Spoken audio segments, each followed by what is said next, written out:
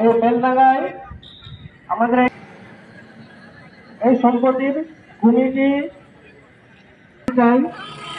এই সংস্থায় চালু করলে আমরা আমাদের আদি প্রধানমন্ত্রী এবং যারা হিউম্যান রিসোর্স ডেভেলপমেন্ট ফাউন্ডেশন হিসাবে ছোট ছোট পালন করতে করত অনুসাপন কিন্তু বন্ধ হয়ে যাওয়ার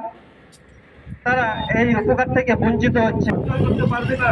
কিন্তু এই সংস্থাটি কিভাবে বিক্রয় হলো এই সংস্থাটি উন্নয়নমূলক কাজে সহযোগিতা করতে পারে।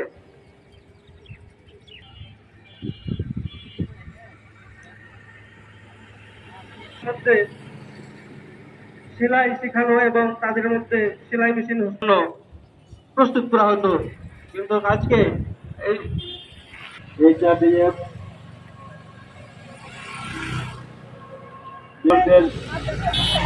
উন্নয়নমূলকের জন্য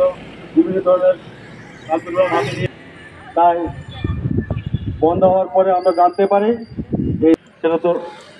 আমরা জানি বা জানতেছি তাদের এখানে ক্ষুদ্র ঋণ চালু ছিল, তারপরে টেকনিক্যাল সাইডে সেলাই মেশিন